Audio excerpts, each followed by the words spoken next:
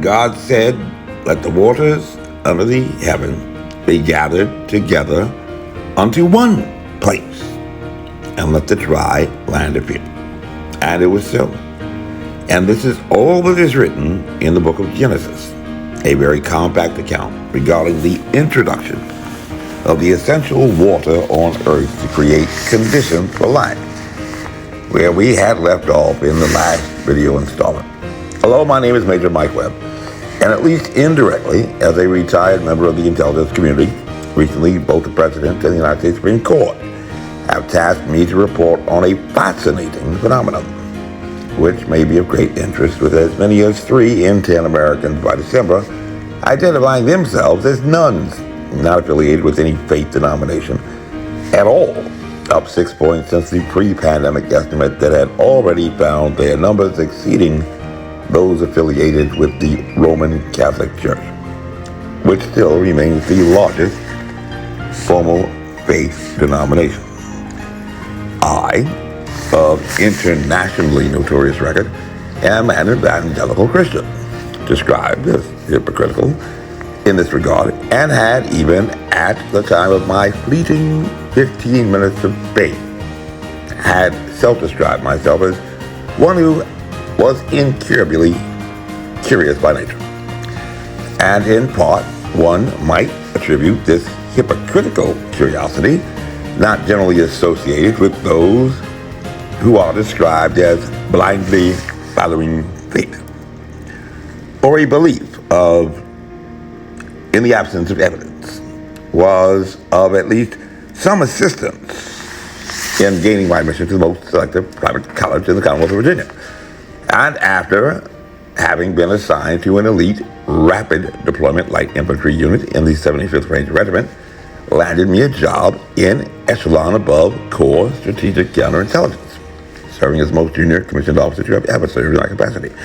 A job that provided a sufficient background for me to bring multiple legal challenges, a total of 3 that were raised all the way to the United States Supreme Court, and giving rise to a derisive description during my race for the Arlington Public School Board, a community that is the home to the most government scientists in the nation, as being one who had been opposed to the government response to the current public health crisis, which found me a not an option, fringe independent candidate, 2 friends even for the Republican Party, especially in the county of Arlington, where, according to best places, don't let the Christmas lights fool you, or Easter bunnies, because with 75.3% of age-eligible residents holding at least a bachelor's degree and boasting a rank of 14th in the nation for holders of graduate degrees, according to best places, only 32.8% of the people in Arlington are affiliated with any religious denomination at all, over 10 points lower than the entire Commonwealth of Virginia in terms of faith, which tends to be lower than the rest of the American South. And so, as one might expect in a community of scientists, an overwhelming majority whom had voted for the science in 2020, presumably for the science in 2021, voluntarily complied with the government mandates, had expressed great pride in the achievements of science and the rapid development of COVID-19 countermeasures, in performance of their perception of community responsibility and patriotic duty. We find a lot of residents who are deeply concerned about global climate change, providing humanitarian assistance to persons who are starving around the world, living in arid climates without a sufficient source of water, and who, like 65% of Americans, are convinced that in the absence of any evidence, intelligent life exists on other planets. Some might say, considering what was seen in the pandemic, that if intelligent life is not here, it may not be anywhere in the universe. But it was the professor of science philosophy at Harvard University, Thomas Kuhn, who had been a lead proponent of the idea that resolving anomalies was the daily work of scientists, to formulate a unified theory giving rise to periodic paradigmatic shifts or scientific revolutions. As the new information acquired through empirical inquiry and reason became available to better enable scientists to reconcile hypotheses and theories to explain problematic phenomena.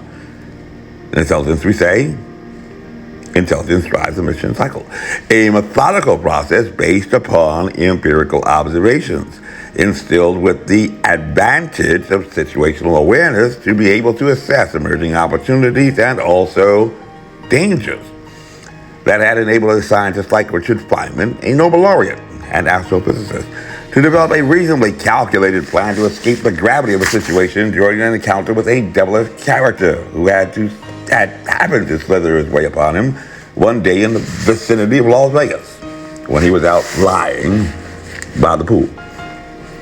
Cool waters in the heat of the desert, but yet a place to which he was unerringly and inevitably attracted again and again every time that he tried the best that he could to take a cross journey in an automobile to reach the calm waters of the Pacific Ocean, the largest ocean body of water on Earth, and home to the Mariana Trench, which stretches down below the surface some 11,000 meters, or 36,200 feet.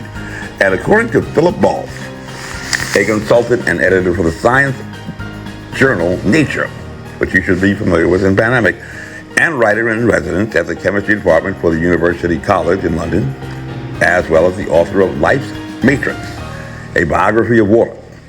The pressure at the bottom of the Marianas Trench in the Pacific is around 1,000 atmospheres, under which conditions liquid water has a significantly different structure, more like that of high-density amorphous ice. Yet life persists there. So it seems entirely possible, at least to him, that high pressures on other worlds are no impediments to life in water. Or, at least according to Professor Ball, but still, this begs the question because beyond the possibilities and faith in science that we may have about life on other planets, we have yet to find another planet with water, much less so much in aqueous form, liquid form, much less water than quite that deep as the Marianas Trench, or even at the average depth of our oceans, which are about 3,700 meters, or 12,100 feet, and contain around 96% of all of the water on Earth, primarily salt water. And remember, we had, that big gigantic waterfall that we discussed in terms of the small amount of actual fresh water that we have on Earth in the previous video. And although in a pre-Hellenic period account, appearing in the Abrahamic faith tradition, informs us that all of the waters under the heaven had been gathered together onto one place, scientists continue to be perplexed as to exactly how the water arrived, a necessary element for biogenesis, especially inside this liquid form, or the creation of life, and in so much abundance, and just by serendipity on a celestial orb that just happened to possess the correct temperature, the correct mass, the correct installation, and all the other requirements for existence of life, hitting a jackpot at the Big Blue Marble Casino, existing in what amounts to a cold, dark night of desert and arid space. First, let's discuss a practical application for discovering the origins of water. If we knew from where the water came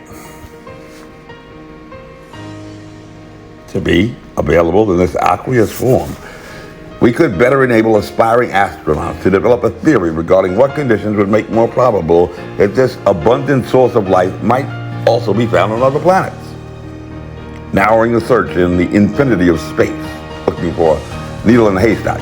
And that would be a wonderful discovery for science, would it not? For those concerned with climate change in arid areas, perhaps this knowledge could better enable us to redistribute water equitably, very, very big word, Let others in need, especially for our seniors, let others in need of humanitarian assistance might also enjoy the benefits of others in far more advantaged geographical conditions. And for those concerned about melting glaciers and rising tides, perhaps this knowledge might also provide assistance in reducing or even eliminating the problems associated with global climate change. And it is very strange to be the only non-scientist and evangelical Christian to be the first to notice this, but especially a hypocritical one. But there are also some considerable consequences if, when it comes down to the source of abundant water supply, as we have here, in aqueous form, as we have here, that the pre-Hellenic prophets, without any of our advanced science, may have been correct in their assertion in the beginning, when God created heaven and earth, with no way to know the truth by science and observation. And the earth was without form and void.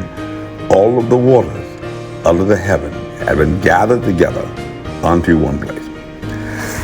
So let's play a game of watered down faith, or Science Says, on August 9th, 2020, on a webpage titled The Origin of Elements. According to the scientists at NASA, science says the hydrogen in your body, present in every molecule of water, came from the Big Bang.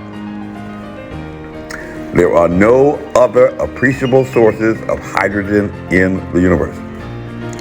And that may be their opinion on that page regarding no other appreciable sources of hydrogen in the universe. But if you recall our video about formation of the solar system about 4.6 billion years ago, there was a giant nebula of swirling gases, or star stuff, the term that was used, by scientists at NASA, the remnants of former stars from either the first or second generation of solar system. And this interstellar dust and hydrogen gas molecular cloud had contracted under its own gravity, or a process described as accretion, which is the same process by which, according to science, the 8 planets in our solar system had been formed while in orbit around the protosun. But with hydrogen and helium, the lightest of the elements, massing at the center, drawn in. They couldn't hold back to form a large protosun. All the small guys had to band together, so they all jumped to the center. Well, most of them. Apparently sucking a lot of the hydrogen from the solar system, or so that is how it is recorded on the NASA webpage titled Formation of the Solar System, Birth of Worlds. So, if all of the hydrogen, or just a large part of the hydrogen, that is a part of the water even in our bodies, just like the water that fills our deep oceans, again, the question for science, if it went all to the sun, or the protosun, it's a question that science has yet to answer. Where did the water come? From where did our water come? In liquid form in such abundance. And according to the Abrahamic biogenesis account, the waters under the heaven had been gathered, where? Unto one place. And, at least inside the Bible, doesn't say anything about Mars or Uranus. Science question. And you may recall this even from grammar school. Science classes before 2006, before Pluto was removed as the 9th planet, having been downgraded because of its size. No short planets around here. Are there other places in just our solar system where water is found resident? And some might say that water in the form of ice had been found on the polar caps of the moon, which would make sense, since, according to science, from where did the moon find its origins? According to NASA, the leading theory of the moon's origin is that a Mars-sized body collided with the Earth approximately 4.5 billion years ago. About 0.1 billion years after it started coming into existence. And the resulting debris from both the Earth and the impactor, or thing that hit it, accumulated to form our natural satellite, the moon. And the newly formed moon was in a molten state. So we're not looking at the solid moon. This is still that, magma and lava, and it's not solidified yet. You can't walk on it. A collision with an object the size of Mars. And as of March 25th, 2004, according to NASA, on their webpage for educators, teachers, near-Earth objects, NEOs, are comets and asteroids that have been nudged by the gravitational attraction of nearby planets into orbits that allow them to enter the Earth's neighborhood. They're kind of like Dr. Feynman, going back and forth between the East Coast and the West Coast, but not quite getting all the way to the West Coast, kind of going out to Las Vegas and then going back. And amongst the NEOs, there are near-Earth comets, or NECs, with an orbital period of less than 200 years. Near-Earth asteroids, and these are just what might be described as a very generalized threat. However, if you have been following the news regarding NEOs, there were asteroids the size of the Eiffel Tower, or a pickup truck, still infinitesimally smaller than the Mars-sized NEO that caused the formation of the moon. The scientists at NASA are also concerned about the potentially hazardous asteroids, or PHAs, whose minimum orbit intersection distance, MOID, with the Earth is 0.05 astronomical units, AU, or less, and whose absolute magnitude, H, is 22.0 or brighter. Starlight, starbright. First star I see tonight. And while this potential to make close Earth approaches does not mean a PHA will impact the Earth, it only means there is a possibility for such a threat, at least according to current tracking data.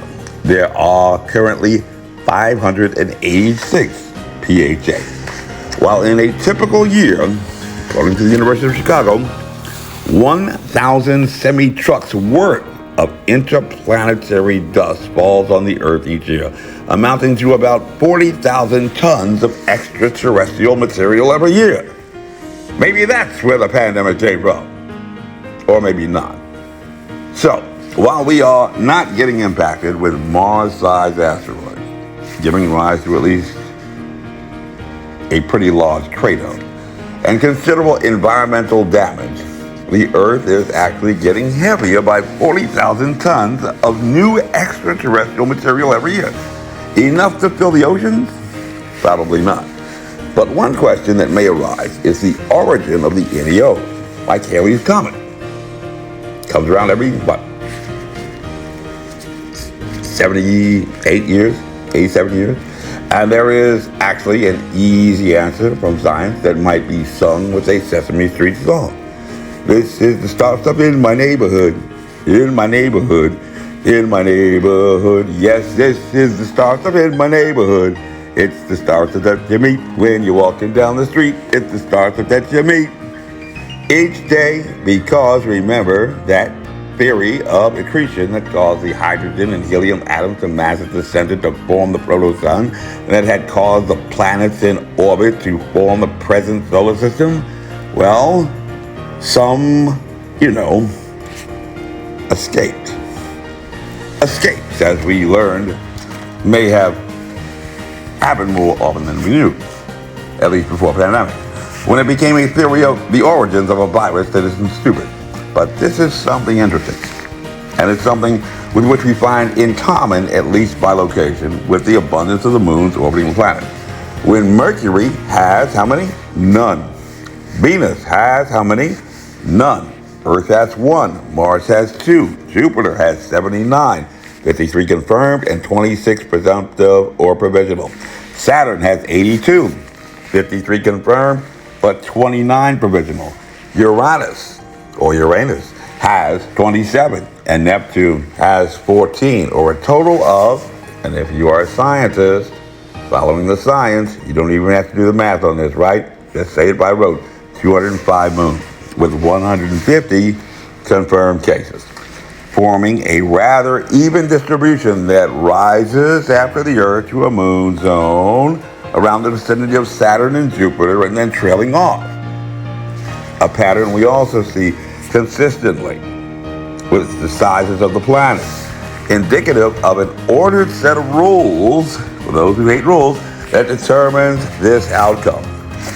And replication result is a basic tenet of science. Science is about rules, which is why scientists like Thomas Kuhn endeavor to resolve any anomalies to develop a unified theory to explain how this whole science rule works. One universal rule, which gives us an ability to adopt reasonably calculated plans to address emerging problems that are also arising because of certain discoverable rules. This is how the Wright brothers were able to manage the miracle of flight, recognizing that to overcome gravity they required sufficient thrust or speed. Rules, in addition to minimizing drag or friction. Rules and creating lift, which is essentially why we see wings sticking out of the side of aircraft. And most people know that at least comets contain a considerable amount of water, albeit maybe not enough to fill our oceans. And if they were in the star stuff, at the formation of the solar system, we should see this water somewhere else on some other planets, and scientists have determined that composed mostly of water ice with embedded dust particles, comets originally come from the cold outer planetary system during its formation. The giant outer planets, where we see the burst of moons that begin to trail off, or Saturn, Jupiter, Uranus, and Neptune, formed from an agglomeration of billions of comets and the leftover bits and pieces from this formation process that are the comets we see today. So our pre-comets kind of massed together around this belt beginning around Jupiter, and some of them became the planet Jupiter, Saturn, Uranus, and Neptune, and the others are just kind of floating around in space. These are your comets. Similarly, most of the rocky asteroids were formed in the warmer inner solar system. And today's asteroids are the bits and pieces left over from the initial agglomeration of the inner planets that include Mercury, Venus, Earth, and Mars. So we know if we want to look for water in some abundance, it begins to appear in the solar system around Jupiter in the form of ice, however, where we find also a high concentration of planets with an abundance of moons. But for some strange reason that scientists are still trying to explain, on that big blue model casino, even though Mars has two moons, in the dark, cold desert nights of a cold space, vicinity of the interplanetary belt, there was only one planet that hit a jackpot in abundance of water, and in an aqueous form, suitable for what scientists have determined to be the requirements for biogenesis or creation of life. And in a pre-Hellenic period account appearing in the Abrahamic faith tradition informs us that all of the waters under the heaven have been gathered unto one place. Something that he could not have known and would have been really lucky to have guessed. Yes, Dr. Feynman, right now I believe we could all use a nice tall glass of water. So let's pause here, but the next time let's cast off and swim with the sharks, again in deeper waters, beyond the safe harbors of nearby shore, and maybe even rock the faith of some of those without faith on this topic of water in our scientific immersion program. And be sure to join us in baptism and fellowship through communion, drinking the deep gulps, gushing like rushing waters through those plank boards of this seagoing vessel, a simulated drowning experience like on a waterboard. In the next video, as we discuss further the formula for being a winner at the big casino of life, and a story about a 1 in a trillion or more chance bet of a lifetime that was won nonetheless at this big blue marble casino, just relying on luck and serendipity, some say with no choices at all, but yet which apparently mankind could not do even with the best technology during a pandemic visit by a virus that isn't stupid, and yet conquered the world without even a single sentient thought. This briefing is unclassified. As you were, my name is Major Mike Webb, and by God, I am running for U.S. Congress. This year, resolved to do the right thing, and we shall make America great again. Honest, carry on. This advertisement was authorized by Mike Webb.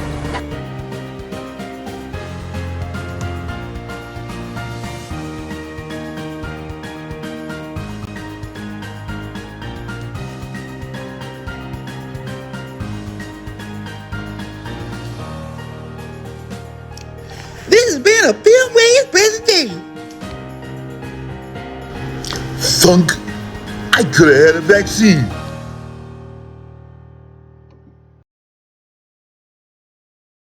And y'all come back now. You.